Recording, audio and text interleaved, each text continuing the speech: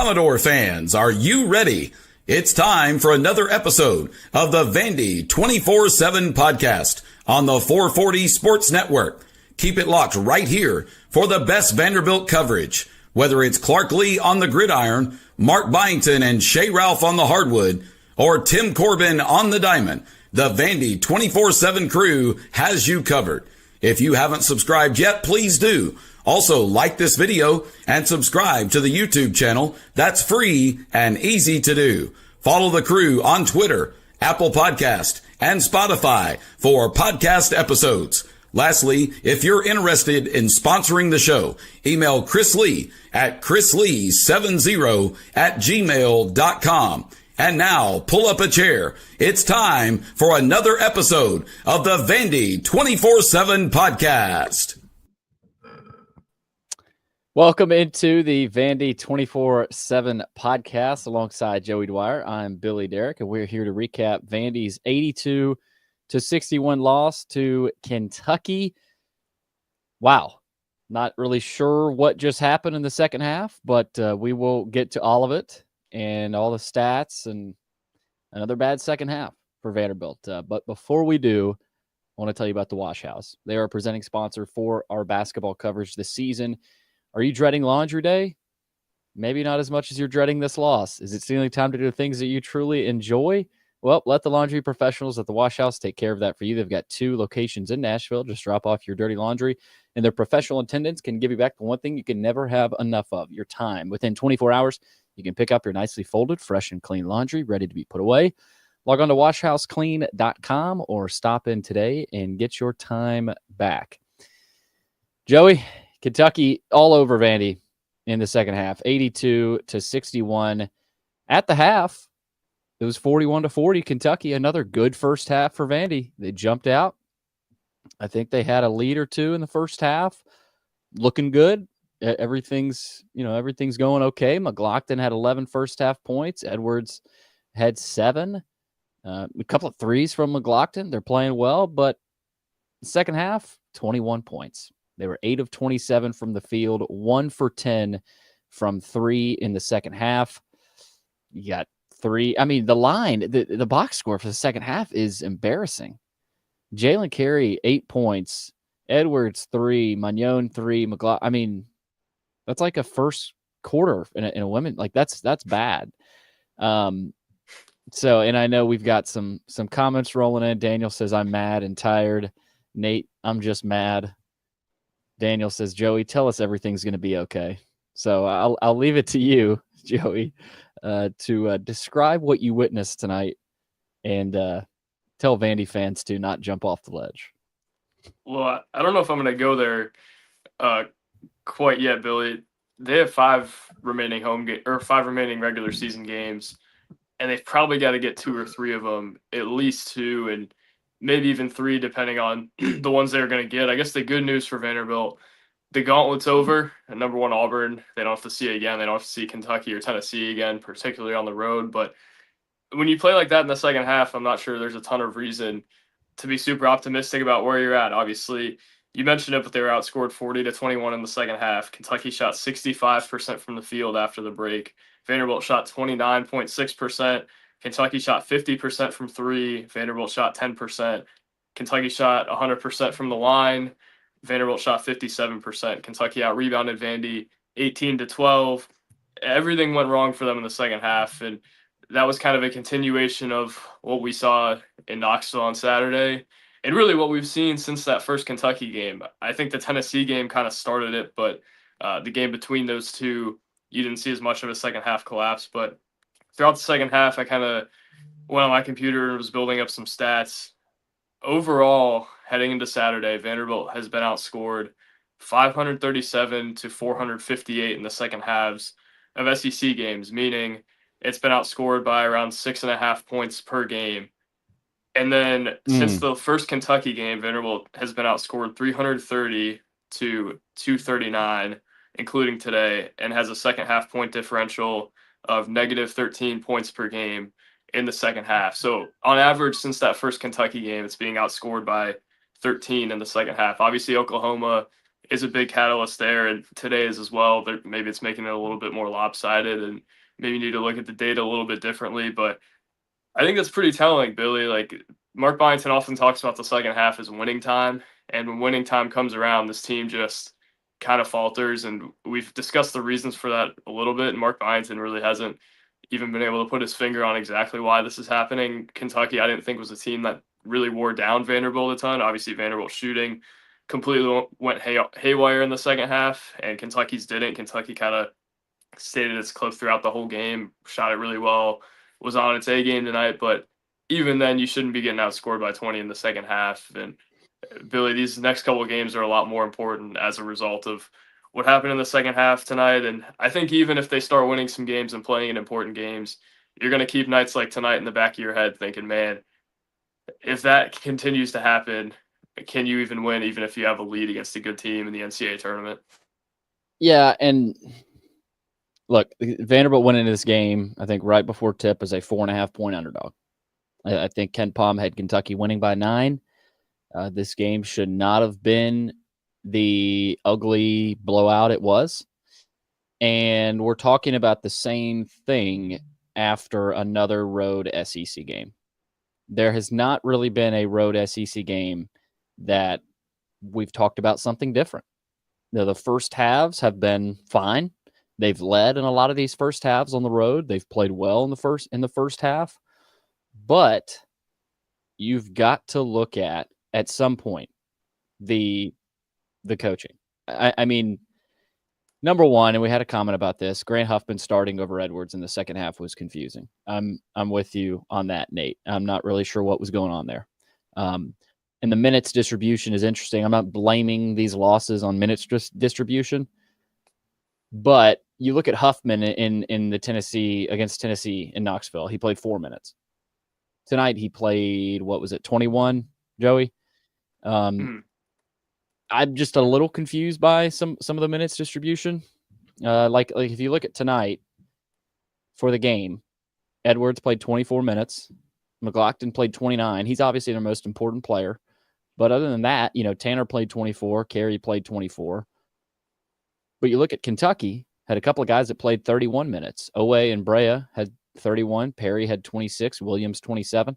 I'm not sure why we're not seeing any Vandy players play at 30 minutes. And I get it. This team is, the sum of the parts, right? That's kind of the strength of this team, and they can throw numbers at you. But you wonder, Joey, if they shrink the bench a little bit. Now, I kind of think they do because they haven't up to this point. But you just wonder at this point, does the staff look at it and go, okay, this is go time. This is crunch time. Do you play your best players more? Do we see Edwards play 30 minutes on Saturday? Do we see Hogard play more than just 22? And Hogard hasn't been perfect, right? I think that's the thing that I'm realizing too is that, Owe and Brea played 31 apiece, but they're Owe and Brea, right? Those are really good players. Is it the level of player Vanderbilt has or doesn't have? Is that why these guys aren't playing as much? I'm just a little confused by the minutes distribution, Joey. And you just wonder if that changes, because there's going to be an adjustment made. And we knew this stretch was going to be tough. All right. This is their third straight loss. Is it 5 of the last 6? I want to say. I think so. I mean, but that was this stretch. We knew, we figured this, they were going to go 1-5 in this stretch or whatever it's been, with the win being Texas. But you just wonder if they change some things, Joey, that being the coaches. And Brian chimes in and says, I'm confused by the minutes distribution too. Does that change? I just wonder. I know the gauntlet's over, and now maybe you can go back to, to what was working before, but it's just confusing. It's especially confusing when you look at last year and kind of what they did at JMU. Like, I'm looking at the tournament game where they beat Wisconsin last year. Terrence Edwards, who was their guy, played 33 minutes. Xavier Brown, who was not a world-beating guard, played 27 minutes. Julian Wooden played 29. He was their starting big man. TJ Bickerstaff, the other starting big, played 27. Frito played 26. He was their 5th starter. And then Carey played 13 off the bench as the eighth man. Tonight, Jason Edwards 24, Tyler Nickel 22, Hogard 22, McLaughlin led the team with 29, Tanner 24, Carey 24. And then it's just kind of evenly distributed around the roster. It's weird because Byington's always talked about how the depth is the strength of their team, but I mean, at some point, when it's winning time, you got to go with winning lineups. And I question the move of putting Grant Huffman in to start the second half. And I've always been on the train that Huffman deserves to be in the rotation, that he does some things that they don't get a lot in their rotation otherwise. But that was There's an really odd no spot. explanation for that. That was an odd spot to put him in. And Edwards obviously wasn't his best. And I guess that's where you kind of look at it and say, well, maybe there's something there that was individual to today, because Edwards 4 for 12 from the field, 1 for 6 from three. And I think even that three was that weird shot over Travis Perry. But man, you just look up and down the roster, and McLaughlin wasn't in foul trouble, and I guess that's why he was out there a good bit. Kentucky, I thought, wasn't a terrible matchup for Vanderbilt, and I'll still say they weren't a terrible matchup for Vanderbilt because their bigs can't get. Vanderbilt's in foul trouble. Vanderbilt doesn't do well against teams that are really good offensive rebounding teams. Kentucky's not.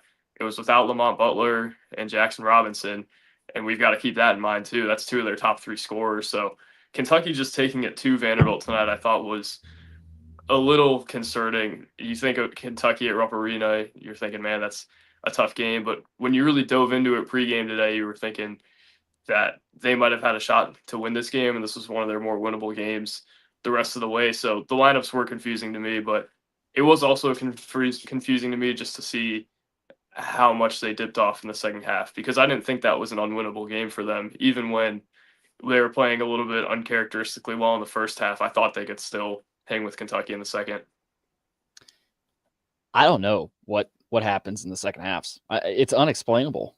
Now I know what I've been seeing, right? They miss shots. They dip on defense, and the announcers pointed at this, and it was a good point tonight. I think Damian Fishback made, when Vanderbilt's offense isn't clicking and they're pounding the basketball, they're not moving it, they're not getting their shots, their defense really dips. And that's when teams go on runs. And that thing that Evan Mia posted today on Twitter, Vandy gives up the most 10-0 runs in the country. Was that what that said? Essentially, Joey? Yeah, that was the premise. That's the problem. Vandy they give up these huge momentum shifting runs in the road second half games in the SEC, and it's like, well, this one's over. I mean, Kentucky went on their run, and it was to begin the second half. And right out of the break, that's the thing too. It hasn't been necessarily late in the second half or in the middle. It's been right out of the locker room. And it's just a little confusing because we've seen what this team can do. And I think basically what you chalk it up to is SEC road games in the second half are not this team's forte. They're just not. And I think, I don't see that getting much better. But I did think it was interesting too, some of the quotes from Byington after the game. He said he didn't think Kentucky made a major defensive adjustment in the second half. He said there were a couple that were challenged. I didn't think it was a major change in their game. I thought in the second half we got out of character. Well, why does this team in the second halves of games get out of character? Basically every road SEC game. He also said, let's see, a little bit earlier. Oh, this was actually a quote from you, Joey. He said, we're just having trouble finishing plays. And I think that's a good point, but it's also more than that. They get to points in second halves where they're just not getting good shots. And you go 5 for 25 from three, you're not going to beat an SEC team on the road. You go the free throw line. I mean, they only got to the line 11 times, and they made 6 of them. All right, Kentucky got to the line 13. They made every single 3.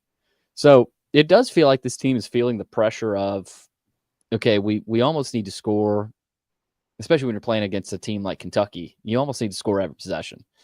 And who takes the shot, right? If you got a open three, do you take it? It does feel like this team is pressing a little bit.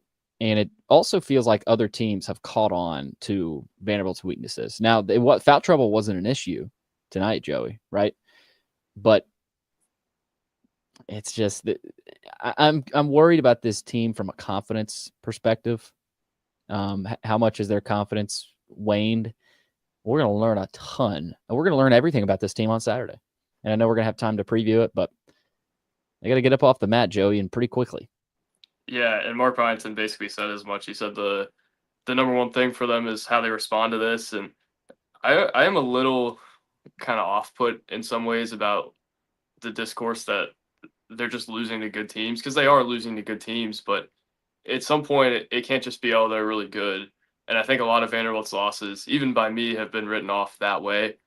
Now you're seeing the trends that are emerging from this team, and you're thinking it's not just that they're playing good teams, it's that there is a lot wrong right now with kind of the way this roster is built. And we knew that there was something wrong with the way this roster is built, but I guess on the bright side, Vanderbilt's finding out what it needs to look for in the portal and kind of what it needs to address. I think it's smart enough to see that. Even Mark Byington was pretty candid after the Tennessee game. I'm sure you noticed when I asked him about the foul trouble. He was like, I'd really like to have a third big right now. And he's got some things that he's got to do to build this team into a tournament team next year. But for right now, they've got to win with what they have. And I think Saturday is just about as close to a must-win as you can get. You felt like South Carolina probably was. You felt like Texas was.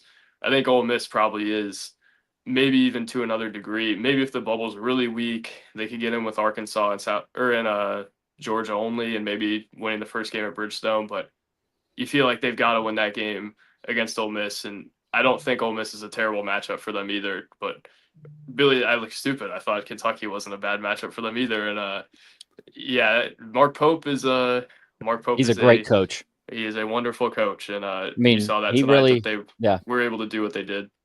And Byington said it in one of his quotes. He said he thought that Pope put them in great positions to score. It felt like Kentucky made it their first 10 threes of the game, by the way. I mean, they started out hot, but Vandy was right there with them. Most of that first half. And then the second half might have been the worst half all season. I know they've played some bad second halves. You got Oklahoma. I don't know. I can't remember how many second half points they had there, but 21 second half points. Yeah, they were outscored 61-27 against Oklahoma. So obviously better defense, but the offense not much better. Actually worse. Yeah, man, they just can't put it all. They can't put 40 minutes together. And we've seen it at home, right? But even like you saw it in some of the wins too, Joey, at home. That Tennessee game at home, you saw just how hard that game still was to finish for this team. And Tennessee dominated the last 4 minutes of that game and almost won it. And I think we're seeing that a little of the football effect. Like it was early in SEC play when football team knocked off Bama. They almost beat Missouri on the road, but it got tougher down the stretch. At LSU was tough. They got walloped by South Carolina. They just slipped a little bit. I'm seeing that and noticing that a little bit with this basketball team where they jumped on some teams early. They barely got a win over South Carolina, right? They hung on, got a road win at LSU, and they just barely knocked off Tennessee and Kentucky. I'm not saying just barely, by the way. Those are good. Those are still really good wins. I'm not trying to downplay those now, even though it might be easy to in the moment. But you can just see the wear and tear a little bit too, and you can see body language. This team's body language isn't awful, Joey, but it's just small things here or there where it can pile up on the mental fatigue. They may not be physically fatigued as much, but I think the mental fatigue can wear on you, especially in the SEC, especially on the road. But man, I think the theme, if Vanderbilt doesn't make the NCAA tournament, it's going to be the road SEC games in the second half. And like the moral of this season, if they don't make the tournament, it's not going to be a major disappointment or anything like that. And we still got a lot of basketball left to play, but the moral and the theme of it will be they had them in the first half. They had us in the first half. Vanderbilt was probably the best first half team in the country. In a lot of these games, it wouldn't name a first half, Joey, where they just looked like awful. They Mississippi State. Spot there. But it just had. My point is that it doesn't happen a ton with this team. But out of the locker room in the second half, it's a totally different team. And Nate said Tennessee went on a 10-0 run to end that game in the final 3 minutes or so. Exactly.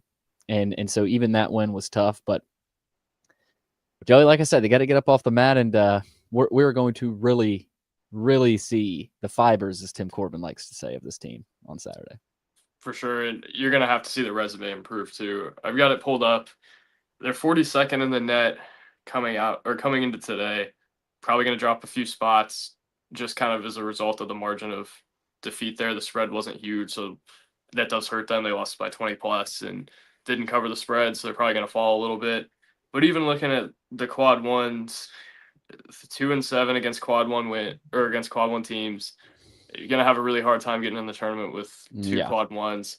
Good news for them, Arkansas is one, Ole Miss is quad one, Missouri's quad one, so any remaining game they get is going to be a quad one win. But man, it's just looking at the resume, and it's like they've got a lot of work to do there. All their wins, essentially, except those two, are in the bottom three quads. They've got 4 in quad 2, which helps, but 11 between the bottom two. So those are kind of useless when you're comparing resumes. Their wins over the bubble, not great either. So a lot to prove the next couple weeks, and it's winning time, Billy, as Mark Byington likes to say.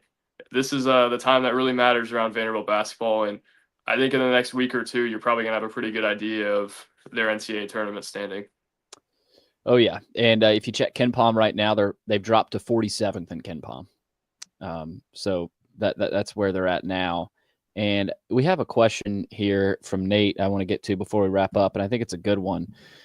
Who would have been your starting 5 to start the second half? And I forget what it was. I don't know if you remember what it was, Joey. I know Huffman was in there for Edwards, but my starting 5 out of the second half would have been Hogard, Edwards, Magnon, Nickel, and McLaughlin. I think those were the guys that started, I want to say. So yeah, that's the real starting lineup from the first half. Why do you go away from that? That's what I'm wondering as well. I would love to know that. So I would have started the same 5, Nate. That's what I would have done. Yeah, and I'm looking at the first half box. Edwards had 7 on 3 for 8 shooting, not terribly inefficient, a little under 50% there. So not sure why he didn't start. Hogard had 5 on 2 for 2 shooting, 3 assists, 0 turnovers. McLaughlin had 11 points in the first half. Magnon had 4. Nickel, I think, would be the one that would probably be defensible to not start there. He's 1 for 6, 1 for 4. And maybe I probably would have put Collins or Tanner in there instead of Huffman. Obviously, Huffman does non-stat sheet stuff, but you just wonder kind of what the thinking was there. And that's the one reason I wish I was there, was so I could get an answer to what they were thinking there. It had to have been defensive related or pace related, something along those lines. But I mean, it's not like they turned it over a ton in the first half. For like Jason Edwards was really off. He was shade under 50% from the field, had 7 points. I do wonder about that. And Billy, I guess moving forward, and we'll probably talk about this if we talk tomorrow or in the next couple of days, these are the biggest games that Vanderbilt basketball has had in a while, since probably the SEC tournament of the last NIT year. So interesting couple of weeks coming. So stay tuned to Vandy 24/7 for coverage of all that. Absolutely. We will be there Saturday, 2:30 tip-off, Vandy and Ole Miss at Memorial, the return of Malik Dia. So that'll be interesting to monitor that. By the way, Nate is asking, Drake is a quad 1 or quad 2 game? Quad 2, right? I think Drake's quad 2. Let me check on that real quick. I know they are in the net. They are in the 50s. Yeah, quad 2. Yeah, they're 59 in the net. So, yeah, that's a quad 2 loss there. Doesn't kill you. But this one, I don't want to say it kills you, but it hurts you a good bit. You saw how far they moved back in KenPom, and now you're looking at the Ole Miss game on Saturday as a must-win. Missouri, Arkansas, and Georgia. You need to get 3 out of those 4. You know, considering how they've done on the road, don't think they're going to go at Texas A&M and beat them. But again, you never know. This team's got to figure some things out, and we'll see. We'll try to get the post game up on the YouTube. But Joey, appreciate you hopping in and doing another post game. We'll see you guys on Saturday. We'll probably have availability Friday with Byington, so stay tuned for that. But appreciate you guys hopping in. see what happens. Big game Saturday for Vandy against Ole Miss. That's Joey Dwyer. I'm Billy Derrick. Thanks for checking out another episode of the Vandy 24/7 podcast.